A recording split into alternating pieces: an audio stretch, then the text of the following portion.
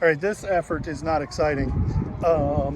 My son was in our van and it is crazy windy today, and he opened the door and let it go, and it got jerked out of place to the point that this body panel is something in there is so bent that the door doesn't open past there without disturbing the body panel. So we're gonna see if we can figure it out.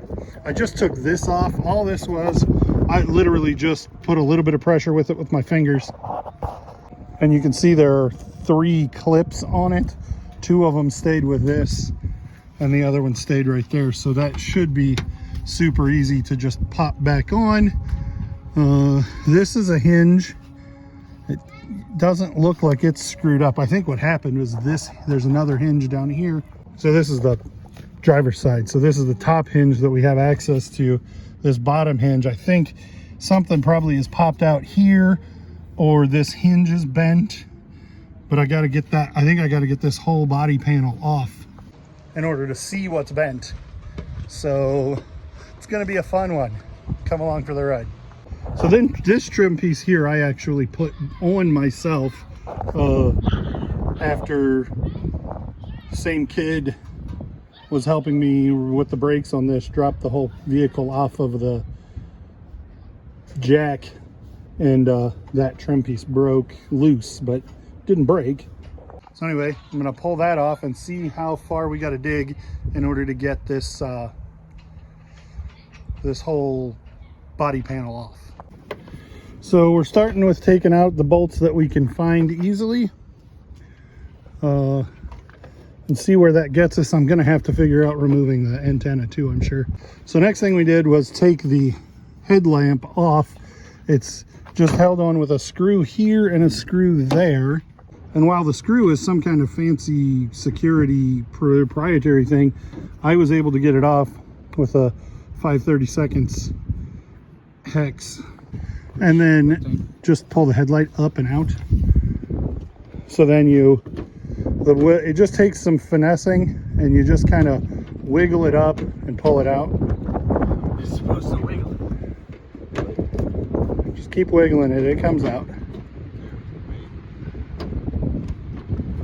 And then this little clip was connected onto here, and so once you get that done, then this will just hang completely out of the way, and we're going to work on these 2, which are just held on by these little like kind of washer nuts on the back side. So after removing all of those bolts, I think the antenna mount is the problem, and it seems to be a 10mm. I can just barely reach it. We're going to see if we can pull the mount. There's 1 bolt way back in here. This metal bracket is the foam, and there's 1 bolt back there, and it's a 10mm, and I think if I get that loose, then the whole top should come loose, because the I don't know how I'm going to get that antenna mount back together. Maybe it'll be more obvious when we get it apart. So then there's these 2 screws right here, and there's another mounting bolt right here. So we're going to grab that one now. And this is the part of the video where we decide that every part has a part number on it. So when you have to just bust it off, we can reorder this, I think. Hopefully. Keep hold of that, don't lose it. And I don't think I've said it, all of these have been 5/16 bolts. Shouldn't necessarily be using an extension with this, but I've been using it with trying to get everything else, reach everything, so it's just the way that I've got the tool set up. Okay, 1 more. We got the door open as absolutely far as we can, and there's 1 more bolt. There, you guys can see it. I can't see it from where I'm sitting, but on the camera. So we got to get to that one. So that took some time. We actually ended up having to force this panel in. I used an eBay bubble mailer to keep the pieces from rubbing paint off of each other. We forced that panel in because it was loose enough that we could do that, and then got the door open. We got that other screw out, so we're down to whatever this cacophony is. These There's are a screw right here, and then this is the easier one. And there's one way down here. Like, if you can see the end of my finger, it's there. This is gonna suck. Well, I have this DeWalt set, and it has this thing that allows you to put a screwdriver bit on the end of a ratchet. And so, like I said, everything has been 5/16 so far, and then these screws are, I think, a T25. Yeah, T25 Torx, which is pretty standard. Okay, now inside this trim, there's one. You're seeing the back side of it.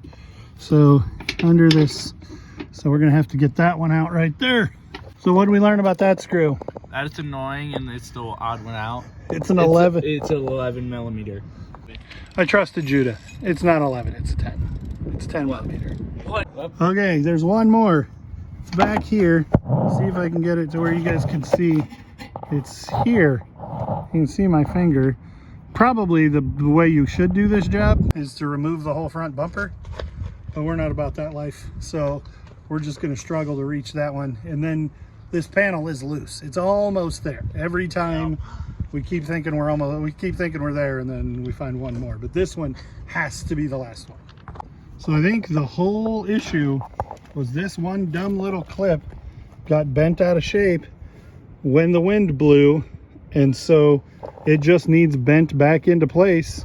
There's really nothing else out of shape. I don't know how you would get the antenna off, but the antenna is holding that panel up here. Otherwise we'd have that whole front quarter panel off. It's funny to call it a quarter panel when it's not remotely a quarter of the vehicle. Corner panel might be a better. Anyway, I think we just need to straighten that dumb clip up and then put it back together the same way it came apart. So the door is not closing right. You really have to pick it up and make it close.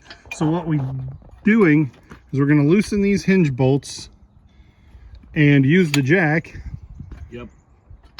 So we loosen the hinge bolts, open the door, and Judah is going to jack this up here. And we're using the board to disperse the weight of the door over the jack. There you go. And to keep it from like crunching the door, and just make it easier. And now we're going to loosen these bolts and then put pressure on, and then move the jack up a little bit more. And these are 10 millimeter. We had a little bit of trouble, you can see this one, getting the 10 millimeter on there. So with these, you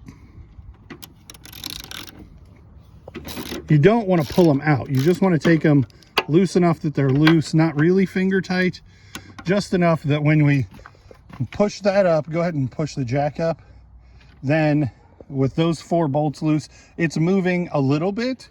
And the bolts can be retightened to keep the door in place. Yeah, and so now with the bolts, we'll retighten all of these bolts.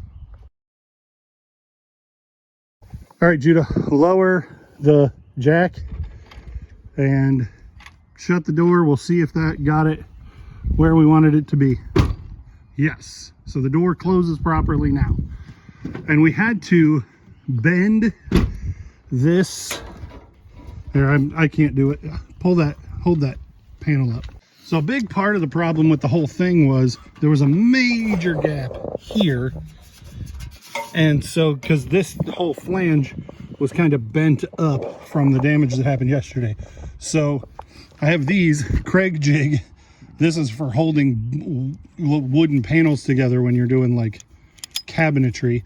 But I used my glove on one side to keep the metal from damaging, and I just pinched this down back into place to line it up, and it seems to sit on there to make the door, to let the door go. So we're gonna try putting it right back in place.